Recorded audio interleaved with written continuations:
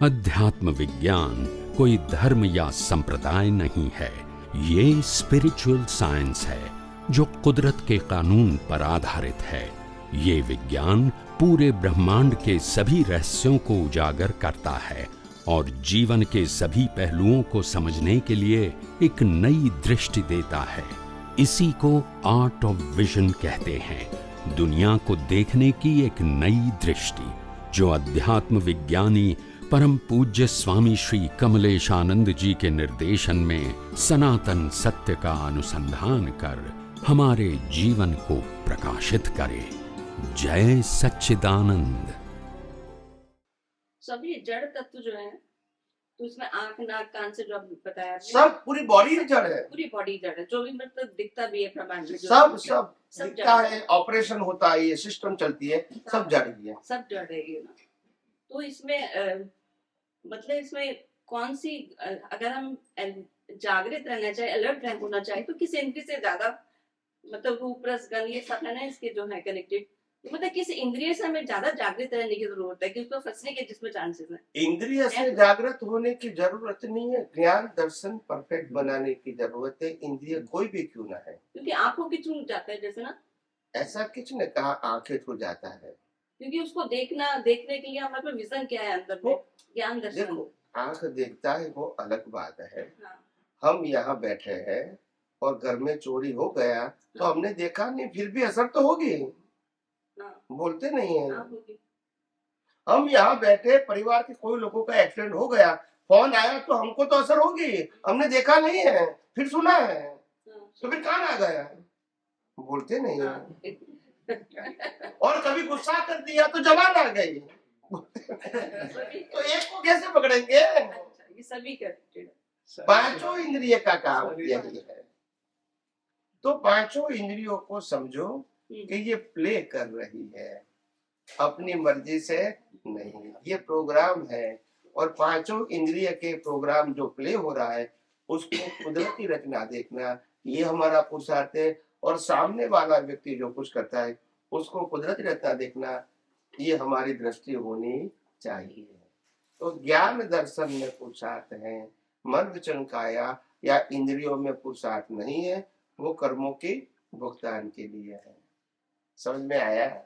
वो पुरुषार्थ के लिए पहले ही मैंने बता दिया जन्म से मौत तक मन वचन काया उनकी अवस्था और 5 ज्ञानेंद्रियों से अनुभव में आती पूरी सृष्टि, वो कुदरती रचना है। तो हमको क्या करना है? अभी देखना ही है, बनाने का नहीं है, वो तो है ही।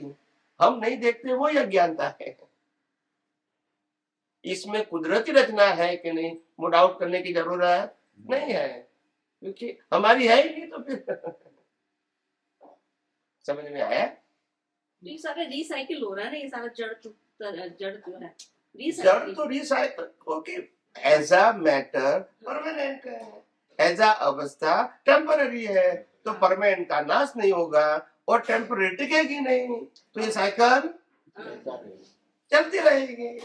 परमाणु जड़ तत्व भी वही, गति सहायक भी वही, स्थिति सहायक भी वही, टाइम तत्व भी वही, स्पेस तत्व भी वही, अवस्था परिवर्तन होती रहती है। तो साइकिल वही की वही है, कोई नई चीज आती नहीं है, जाती नहीं है, आकार में रूपांतरित होती है। Nothing is add in this one and nothing is minus from this one. आप इसको अवस्था को रूपांतरित कर सकते हैं, एलिमेंट के रूप में प्लस माइनस नहीं। तो अवस्था में फंसते हैं हम लोग, अवस्था में फंस जाते हैं हम लोग ना। तो जो रिसाइकिल हो रही है वो, और इसीलिए तो कहा कि सभी अवस्था को कुदरती रचना देखो। क्या बताया मैंने? कुदरती रचना देखो। जन्म मरण से छूटना हो तो बस वही फोकस रहना। Only you can see the कुदरती रचना, see the कुदरती रचना, and I am as a witness. I am a pure soul, permanent, and I have all kind of infinite power. I am all other things than I am is a कुदरती। जैसे अगर अभी exam में बैठे हैं, कुछ भी raise करना हो तो हम कर सकते हैं, तो जीते जी कुछ हम ऐसा करके, मतलब जो किया है अपने कर्मों को खत्म किया जा सकता है। कर्मों को मतलब जो भी अगर कुछ ऐसा किया हुआ है कि हमें रिग्रेट है किसी भी चीज के लिए। देखो आप अपने इस अवतार में बनाए हुए नए प्रोग्राम, जिसको हम कर्म कहेंगे, वो कर्म को मिटाने की मेडिसिन है, हमारे धर्म गुरुओं ने दिया है। मगर वो मेडिसिन संसार चलाने के लिए है। किसके लिए है? संसार चलाने की। हाँ, मेडिसिन है, मगर किसके लिए है? संसार चलाने के लिए। एग्जाम्पल, आपने कोई पाप किया, भाव की बात, पाप कर्म किया, कर्म फल नहीं बोलता हूँ, कर्म। अभी 6 महीने के बाद या 6 साल के बाद मालूम हुआ कि मैंने इस प्रकार का कर्म किया है। कर्म का क्रिया नहीं, समझ में आ गया ना? अभी कर्म का मतलब भाव, या आपको समझने के लिए बोल रहा हूँ। वहाँ कई बार हम कंफ्यूज हो जाते हैं कुछ। कर्म का मतलब भाव, बस। फल से कर्म का मतलब भाव, क्रिया का मतलब कर्मफल। Line of demarcation, okay? Don't create the confusion in your mind, very clear, it's a line of demarcation. तो जब आपने कोई गलत काम करने का भाव कर दिया, यानी कर्म कर दिया, अभी आपको 6 महीने या 6 साल के बाद मालूम हुआ कि ये जो मैंने भाव किया था वो सही नहीं है, ये आपको मालूम हुआ। अभी आपको इसको प्रायश्चित करोगे तो ये कर्म फल अगर स्ट्रॉन्ग प्रायश्चित होगा तो इरेज हो जाएगा, और स्ट्रॉन्ग नहीं होगा तो वो कर्म माइल्ड हो जाएगा। माइल्ड समझते हैं ना? हल्का हो जाएगा। तो ये हो सकता है, मगर आपकी लाइफ चालू रहेगी। क्यों? आपने प्रायश्चित क्यों किया? क्योंकि आपको पाप की भुगतान नहीं करनी है। आपका पुण्य का प्रायश्चित क्यों नहीं किया? क्योंकि पुण्य की भुगतान करनी है। तो पाप पुण्य ही तो जन्म मरण है, ये मुक्ति के लिए है। समझ में आया कि नहीं?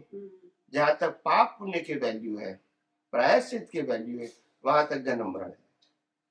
और अध्यात्म मार्ग में पाप पुण्य प्रायश्चित की कोई वैल्यू नहीं है, क्योंकि वो चारों गति में से मुक्ति पाने का ज्ञान देती है। तो अज्ञान मिटाओ with the help of universal truth, not with help of relative truth.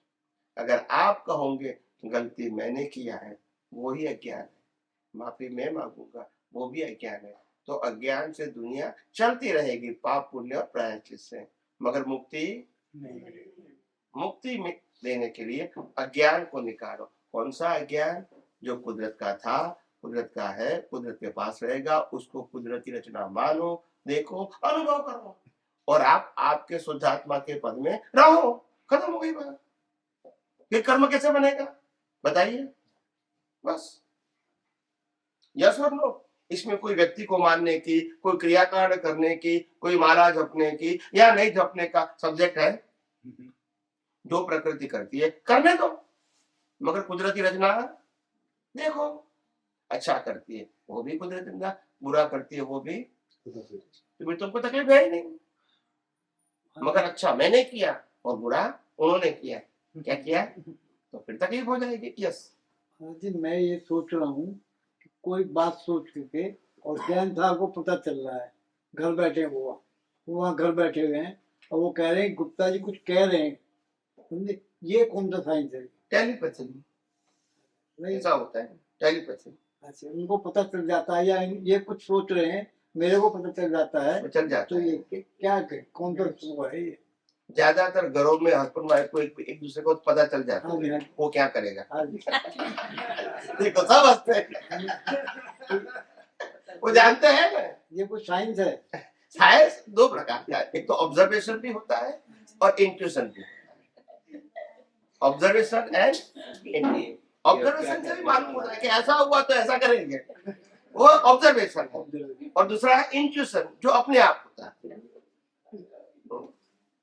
दोनों ऑप्शन है, ऑब्जर्वेशन से भी मालूम होता है, इंट्यूशन से भी। Both are the correct. इसको मन प्रयोग भी कह सकते हैं स्वामी जी। प्रकृति का जानने का ज्ञान है, वो रिलेटिव सत्य है और एक प्रकार की शक्ति है। प्राकृतिक शक्ति ये relative आत्मा से कोई मतलब, आत्मा मगर शक्ति जरूर, शक्ति जरूर, प्राकृतिक शक्ति, वो शक्ति से हम ये जान सकते हैं। हम यहाँ बैठे हुए जी, हमारी बहन ऐसे सोच रही है, फिर बहन ने मेरे को मेरे को तो आपका ऐसी बात आई थी, ये ऐसे ऐसी जो है ना साइंस से होती है। आज से करीब 100 साल पहले, 100 साल के बाद छोड़ दो, आज से करीब 1000-2000 साल पहले अगर कोई ज्ञानी पुरुष, कोई शक्तिशाली योगी, कोई सन्यासी यहां बैठे बैठे आंखें बंद करके 500,000 फीट या 500,000 किलोमीटर दूर क्या हो रहा है वो देख सकते थे, तब हम इसको सिद्धि कहते थे। यस और नो? और आज हम मोबाइल से अमेरिका में क्या हो रहा है वो भी देख रहे हैं। इसको क्या यस और नो? लाइव लाइव, यस और नो? लाइव देख रहे हैं। आप कहोगे वीडियो ऑन को, तो घर में क्या हो रहा है अमेरिका में वो भी आप देख सकते हैं, लाइव, रिकॉर्डेड नहीं। तो अभी ये क्या हो गया? तंत्र हो गया, मैकेनिज्म हो गया। क्या हो गया? हर बात में दुनिया टेक्नोलॉजी होती है। एक टेक्नोलॉजी सूक्ष्म होती है, दूसरी स्थूल होती है। स्थूल को कहते हैं टेक्नोलॉजी और सूक्ष्म को कहते हैं शक्ति। अगर मैं मंत्र से लाखों लोगों को मार दूं तो इनको शक्ति कहेंगे, और एटम बम कहूं तो टेक्नोलॉजी कहेंगे। काम तो एक ही है, यस और नो? तो जब टेक्नोलॉजी नहीं होता है तो शक्ति होती है, और जब टेक्नोलॉजी आती है तो शक्ति जरूरत नहीं है, क्योंकि शक्ति नहीं है इसीलिए टेक्नोलॉजी आई। हमारे पास शक्ति नहीं है तो टेक्नोलॉजी आई। समझ में आया कि नहीं आया? सब बातें समझने जैसी। सो ये आध्यात्म विज्ञान ये सभी बातें खुली करती है, और ये मैं जो बताता हूँ ये मेरे खुद का अनुभव का दर्शन है। मैं कोई किताबों की बात नहीं करता हूँ और कभी पढ़ के भी नहीं आता हूँ, और मैं जो भी कहूंगा इसके लिए मैं जिम्मेदार हूँ, और कोई व्यक्ति या किताब जिम्मेदार नहीं है।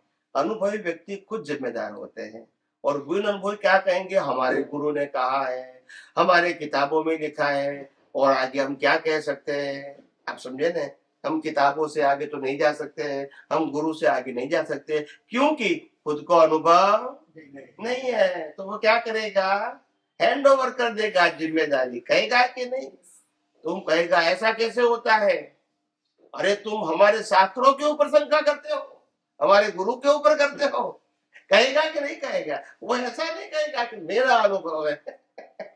रेफरेंस देगा। क्या देगा? रेफरेंस।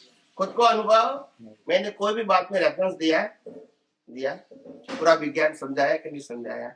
और आपने भी जिंदगी में पहली बार सुना होगा, दुनिया की कोई किताबों में नहीं।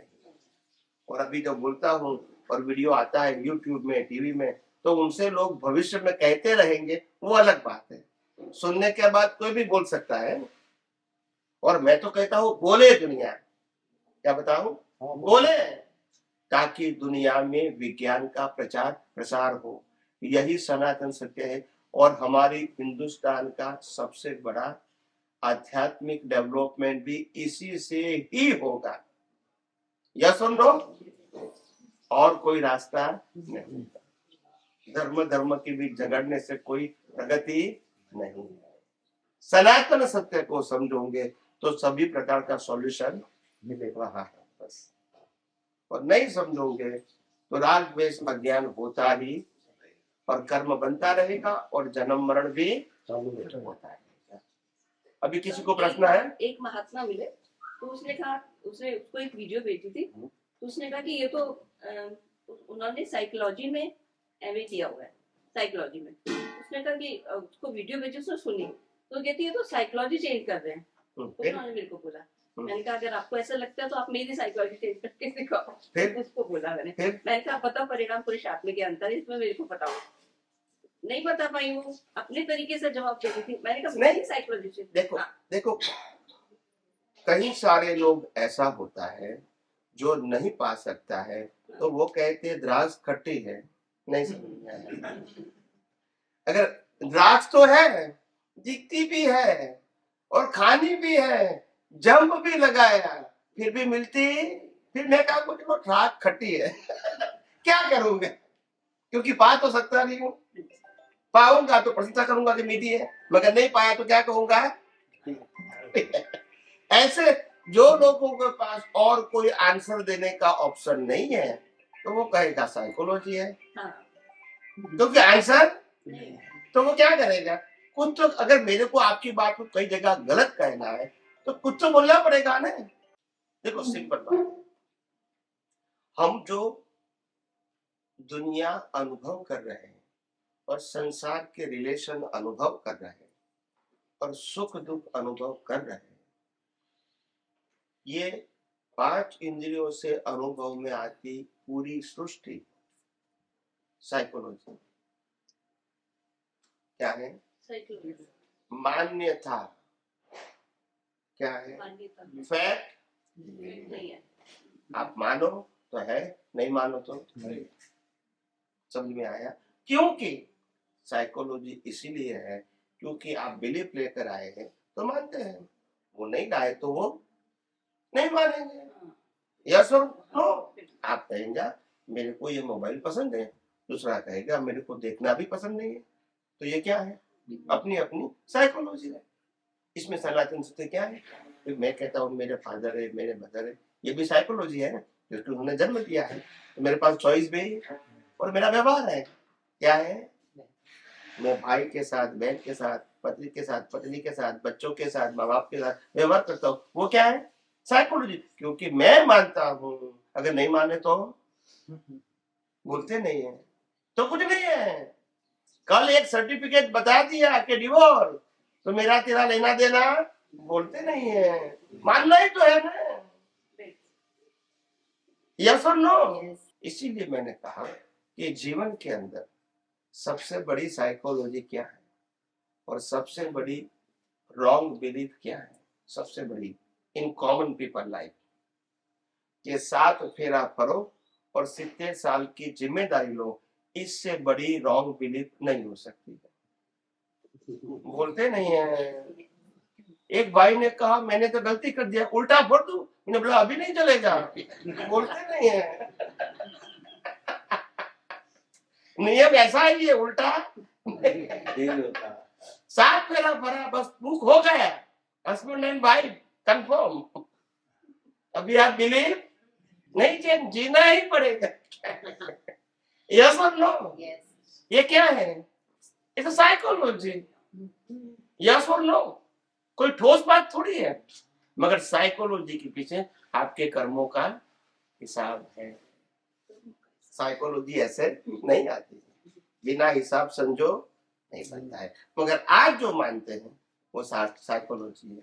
और मैंने एक साइंटिस्ट को जो आर्टिफिशियल इंटेलिजेंस के ऊपर जिन्हें पीएचडी किया है और बहुत मास्टर है, इज अ मास्टर, जो हमारे सत्संगी महात्मा है, तो उनके साथ जो मैंने 1 घंटा 1.5 घंटा फोन के ऊपर बात किया था, तो उन्होंने बताया कि स्वामी जी साइकोलॉजी, ये आर्टिफिशियल इंटेलिजेंस क्या है उसके बारे में काफी डिस्क्राइब किया, क्योंकि मैं साइंस जानना चाहता था कि वो क्या जानते या मानते, उनके पीछे साइंस क्या है। उन्होंने बहुत अच्छा बताया, इज अ पीएचडी मास्टर। तो फिर उन्होंने मेरे को प्रश्न किया, मेरे को कहा कि स्वामी जी आप आर्टिफिशियल इंटेलिजेंस को आपकी भाषा में क्या बताते हैं। मैंने कहा हमारी पूरी लाइफ ही आर्टिफिशियल इंटेलिजेंस है, कुछ भी हमारा नहीं है फिर भी मानते हैं हमारे, कुछ भी नहीं करते मानते हम करते, हम विचार नहीं कर सकते उपयोग करते हैं, बोल सकते नहीं बोला हम बोलते हैं, भुगतान नहीं कर सकते बोला हम भुगतान है, हम शरीर नहीं बोलता है हम शरीर है। ये तो आर्टिफिशियल इंटेलिजेंस है, कुछ भी नहीं है फिर भी सब कुछ हम है। इसको कहते हैं आर्टिफिशियल। यस और नो साहब, जैन साहब, आर्टिफिशियल यानी क्रिएटेड, नथिंग फैक्ट। यस और नो।